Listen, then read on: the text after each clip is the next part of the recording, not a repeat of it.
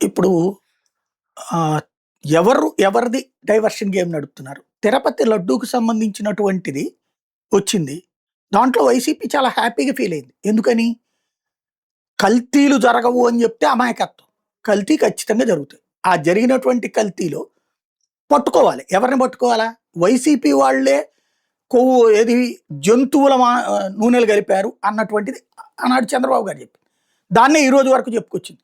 ఇప్పుడు లేదు ఏదో కెమికల్ కలిసింది. అయినా అది కల్తీనే గదా! ఏ కల్తీ లేదని చెప్తున్నారు పాపాత్ములు అని వీళ్ళు. జంతు కొవ్వు అని చెప్పావు, పచ్చి మోసం చేసావు గదా! అని వాళ్ళు. ఇది నడుస్తుంది. ఇది రాజకీయంగా దేవుడిని వాడారా లేదా? ఇప్పుడు అందులో వైసీపీ పేర్లు ఎవరైనా ఉన్నాయా?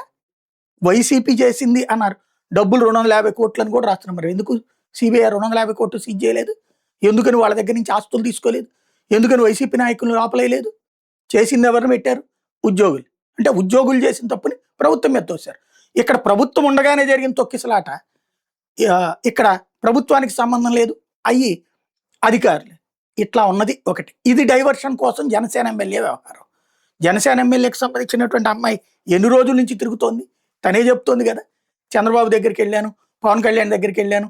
వాళ్ళ ఆఫీస్ నుంచి కూడా నాతో మాట్లాడారు తాళ్ళూరు రాము, తర్వాతన నాగేంద్ర అని చెప్పేసి. మరి అమ్మాయి చెప్తోంది కదా! అప్పుడు డైవర్షన్ చేసింది ఎవరు? ఎవరు దేన్ని డైవర్ట్ చేస్తున్నారు? ఓవరాల్‌గా డైవర్షన్ పాలిటిక్స్ కాదు ఇక్కడ. డేరింగ్ పాలిటిక్స్ జరగాల. నిజాయితీగా మాట్లాడుకోవాలి. నిజాయితీ అంటే మావాడు ఏం తప్పు చేసినా రైటే. ఎదుటోడు ఏం చేయకపోయినా సరే తప్పుడోళ్ళు అంటాం అనేటటువంటిది కాదు.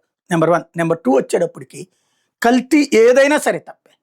సేమ్ టైం దాంట్లో రాజకీయం ఉంటే మాట్లాడాలి. కానీ రాజకీయాన్ని చొప్పించాం అక్కడ. ఈ అమ్మాయి విషయంలోనూ అంతే. ఖచ్చితంగా అతను రాజకీయ నాయకుడు కాబట్టి వివాదమైంది. లేకపోతే వ్యక్తిగత గొడవ. ఎవ్వడికి సంబంధం లేదు.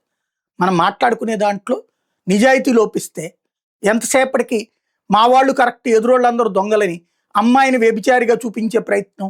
లడ్డు విషయంలో అసలు పాయింట్ని పక్కకి తీసుకెళ్ళిపోయి కొసర పాయింట్లతో కథ నడపడం కూడా అదే వ్యవహారం.